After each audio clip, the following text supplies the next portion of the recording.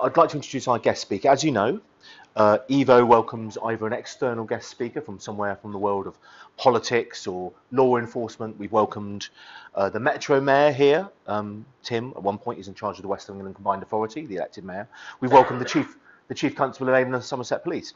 But often, members can also give presentations. So just while you're here, there's 8 members who aren't here today. There's illness and sometimes evenings aren't a good fit with childcare and whatnot. But I will let them know. If you are interested in giving a presentation, it's 15 minutes. It's a good way to develop your reputation within the group because, you know, we only meet once or twice every month. It's also a good way to convey useful information to our guild of like-minded business friends. So if you're interested in doing a presentation, do let me know. We'll try and fit you in over the next 6 months, 5 months, a year. There's some good slots available. All I'd invite you to do is not use it as a practicing ground if you haven't spoken before. Do some practice beforehand. Come out here and deliver something which really blows people away with useful content, which isn't a sales pitch. And then, of course, you know, you'll get known better within the group and hopefully people introduce and refer you. So without further ado, I'd like to introduce a member from the other group. Boo! The other group. And Robin is I've known Robin for just under a year now. Very, very well liked business expert. In fact, I was in a meeting the other day and I said, is there anybody who could be a showcase ambassador? I think 8 of the 11 people in that meeting all said, if you've got, Robin Waite, he'd be a really good person to build. So that's really good. So I'm so glad that you're a member. And I'm so glad that you've jumped over from the other group to come and give a presentation today, all about pricing. So please give a very friendly opposing group welcome and a round of applause to Robin. We're filming this, so no monkey business. Thank you. Brill.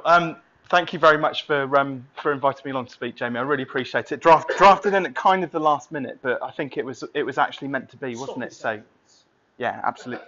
Sloppy seconds. So, quick straw poll. So, obviously, I introduced myself. I'm a business coach, so I'm not going to waste too much time talking about myself. So, I'm going to just dive straight in and offer some value, basically. I'm going to be talking about pricing. So, quick straw poll. There's 3 ways to grow a business. What are they? Increase your prices. Bingo. That's obviously what I'm going to be talking about. What are the other 2? Increase the margin, so decrease costs for the accountants in the room.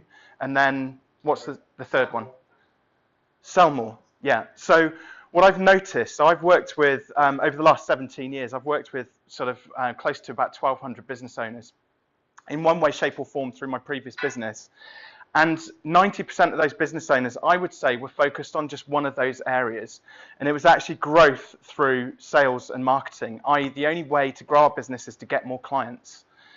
Now, actually, I come at it from a very different direction because one of the easiest ways actually to grow a business is to put your prices up. So basically that's what I'm going to be talking about today. And I'm just going to show you, I've got a couple of little tricks, a couple of stories I'm going to tell just to kind of start to shift your mindset a little bit around how we can go about breaking out of these core belief patterns are that we've got to basically, there's 3 ways to price products basically. So the first one is like a commodity.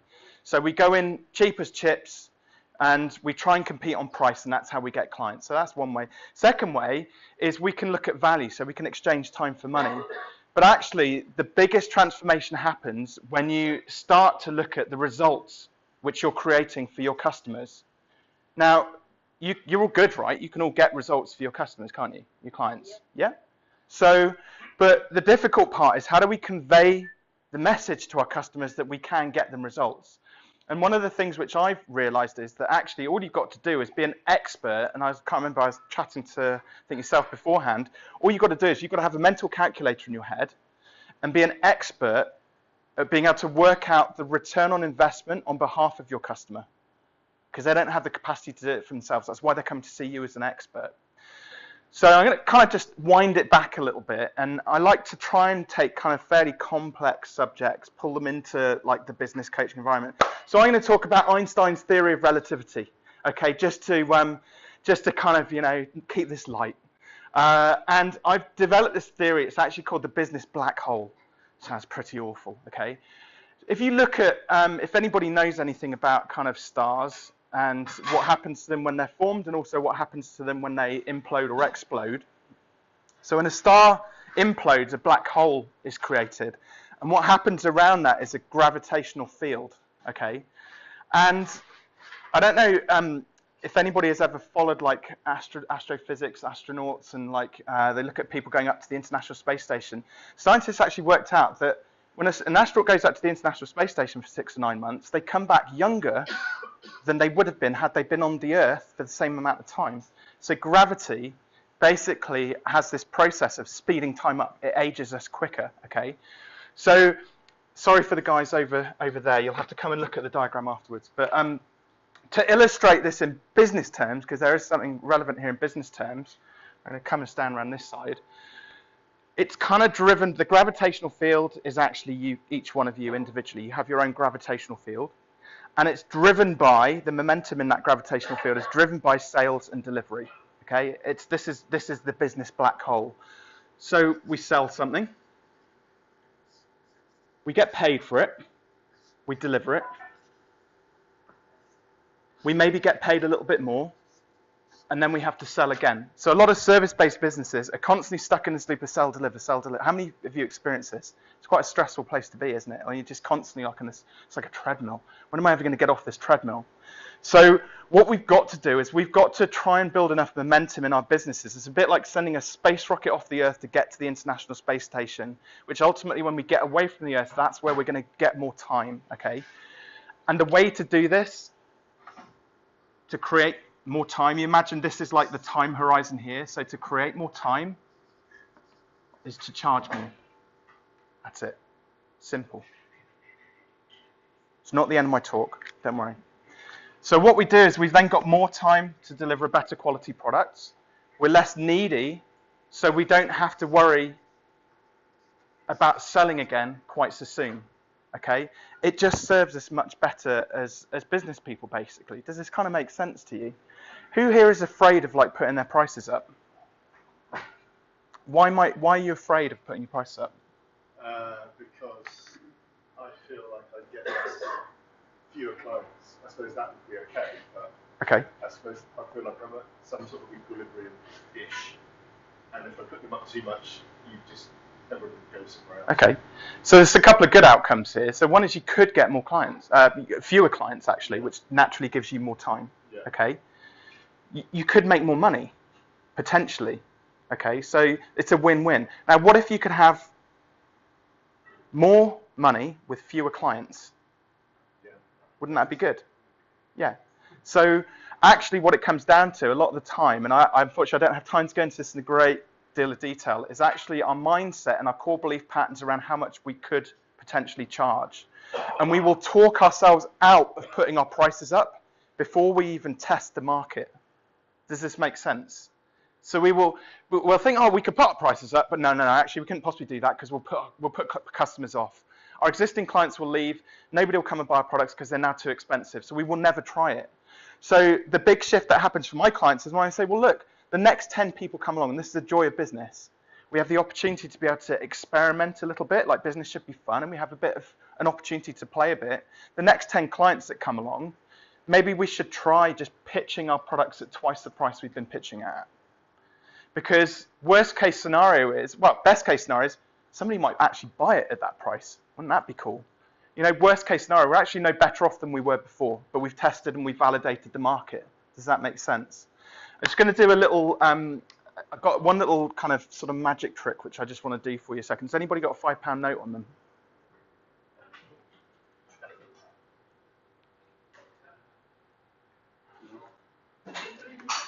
Thank you very much. So you get a book for that, by the way. Isn't that clever? I just got the money before. Sorry, yeah. Before that's all right. That's not the trick, by the way. Everybody will get a copy of my book. If you haven't already got one, come and grab one afterwards. Take a shot. It's actually a story about one of my clients, Russ, who is a golf professional. Takes about 90 minutes to read. Pretty much everybody who's read it said they can't put it down when they pick it up. So just sit in for 90 minutes. But I just want to do a little experiment with you first and foremost. So, this is just around the mindset of like the transfer of money, and this is what's going on whenever you try and get a new customer on board. Basically, this is just an illustration of kind of what's going on. So I want you to take this £5 note, and I want you to buy something from Gideon here for £5. So sell just whatever you've got on your desk. Doesn't matter. Yep, there you go. Phone. He's asked for the phone. Selling the phone for £5. I'd say that's quite a good deal. I like. He's keeping his credit cards. Yeah. So, and then I want you to sell something to I'll buy that pen. David. Yeah, for £5. Okay. So we're going round. So, it says something. It's quite a nice handbag actually, but yeah, glass of water. So we'll do one more. So there you go. Hey, look, bargain. And tell you, I'm gonna sell you this candle for £5 as well. Now, it's the same £5, okay, but actually I've just turned that into 5, 10, 20, 30, about 35 quid there, okay. So the reality is actually, like, most people are worried about like getting hold of money, but and there's a saying, you know, money makes the world go round, but actually money goes around the world, okay. I'm going to do something different. You can have, no, actually I'll keep that. Okay, you can have that. And do something different. Has anybody got a £50 note? Yes. Oh wow.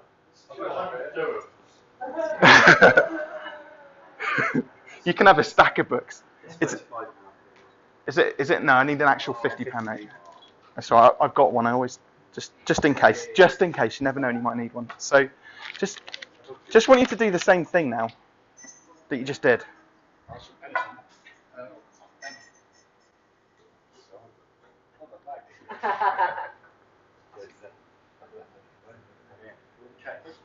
We're doing time wise. I like that pen. Yeah. There we go. Winner. No, I'll take that one back. So, did you feel any different moving a £5 note around to a £50 note? Yeah. Subconsciously, consciously, did you get little hairs in the back of your head? Oh, it's a £50 note. Maybe just, yeah. So you did. You felt different. Did you feel a bit different? So you'll all admit you felt a bit different. The reality is this is still, they're both bits of paper with printed stuff on it. Yeah, but this is actually okay, you can probably buy a few more things with a £50 note to a £5 note, but perceptually, we've got 10 times the value in a £50 note. We'd all rather have the £50 note, okay? So think about this then, if you're selling a commoditized product at a low price, actually, the process of buying a more expensive product is more enjoyable, okay? The process of holding more value to human being is a more enjoyable process. So just think about that next time you're selling your services to somebody, okay? That one subtle shift, I've seen clients who have doubled their turnover in as little as 3 months, okay, just through having subtle mindset shifts around pricing. And all they were focused on before was sales and marketing. Now, I'm not going to knock sales and marketing. Sales and marketing has its place, okay? But it's a little bit like, pricing is a fundamental part of the way a business works. Okay, it's like just the economics of a business. But marketing acts a bit like a flywheel. Okay, so if you imagine if you had a flywheel and an engine, and you spin up that flywheel, but the engine's a little bit rattly and a bit, bits are going to start falling off, aren't they? So when you spin up the sales and marketing flywheel for a business that isn't well designed in the first place, you're just going to compound the problems within that business. So it's actually better to make sure, just take a bit of a step back sometimes in sales and marketing, get the basic principles of the business right first from a pricing, product architecture perspective, value proposition, make sure your offer's absolutely nailed, get your messaging right. And I know messaging forms part of the marketing side of things. Then when you fixed all of those things, I mean, imagine I talked about kind of having fewer clients, but half the clients, but double the turnover. That's the effect of when you get the flywheel working in business, when this works. So your business becomes much more optimized. You double your turnover, then you spin up the flywheel from a sales and marketing perspective, and you double it again very quickly. That's why you see some businesses grow quicker than others. Does that make sense? Cool. Now you've just put two fingers up there, the right way round, luckily. But does anybody have any questions about sort of pricing? Yes. Yes. We put in a lot of tenders, great quality, brilliant content, and the time we usually fall down is we're too expensive because the lowest price is, so they're not going for quality, they're going for the lowest price. Yeah. So which is very annoying. Yeah, I'd imagine, yeah. So how I'd approach that, I mean, that, I mean, I don't want to necessarily coach you in the room, but it could be something about the questions you're asking up front. What's going to be like the one key decision that you're going to be basing this on? Because if it's price, we're not interested. And actually, if you're just going for stuff because you need it, yeah, does that make sense? Like you're going for it for those tenders for the wrong reasons. Okay. We're usually going for tender because it fits what we love doing. Yeah, but it's got to benefit everybody as well. So, you know, I think when the hard part is like you've got to remove the positive and negative emotional attachment to the sale, and be prepared to walk away from stuff. And actually, that's the process of spinning the flywheel up at that point, because you're in control of that rather than it happening to you. Does that make sense? Yeah. We're not prepared to back down on the price. Perfect, which is exactly how it should be. But I would get that out of them up front and just say, hey, look, if you're making decisions solely on price, I'm not interested, and be prepared to walk away at that point, because then that gives you time to then find the clients who aren't basing their tenders just on price. Time for a couple more. Yes. Existing clients where you have an agreed daily rate or price structure, is that something you wouldn't advise to change or drastically change? You know, maybe you need to get rid of them and replace them with someone else. So I have a tool for this. Yeah. Do you want to know what it is? I'm going to write it up here, if you can see this. It's a special chart which I get my clients to do. What are the first four letters, do you think? Can you see that? Pain in the arse factor. So what we do is you put people into basically four quadrants. So or put your clients into four quadrants. So down here you have your pain in the arse factor on a scale of 1 to 10, 10 being they're a massive pain in the arse. Up here we put how much money they're paying, and then we just plot them on here, okay? And you'll end up with 4 different sectors of clients. The ones down here you probably don't want in your business. What you can't do is you can't move them up to this quadrant. You can't remove them being a pain in the arse and make more money out of them. It's kind of like a 2-step process. So you either need to manage your expectations or put your prices up and then do it in 2 steps again, okay? If you put your prices up, naturally the ones who don't value our services, they'll leave anyway. Yeah. And we probably don't want them in our business, okay? Yeah. But the ones who do value, probably you get 1 or 2 who kick up a bit of a fuss, but they'll pay the money. And then we go through a process of like re-educating them in terms of like our processes. So eventually we migrate people across here. So I did this with I used to run a marketing agency for 12 years, and we had, this is going way back when, 2007, we were doing £10 a month for support and hosting, like pittance. And we made a decision to 5x that price and put it up to £50 a month with 120 clients, okay? We lost about 40% of our clients, so quite a few, but we made 2.5 times the revenue. So we had a third more time, but 2.5 times the revenue, so it was worth it. The other option is if you've got good relationships there, you can either just warn them, do it again, like, here's our new price list, you'll be at this for the next 6 months and then it will be going up. So you give them a chance to process it and have more conversations, stack more value if you've got to, or you just let them go. Good stuff. Jerry, thank you very much. Got a round of applause for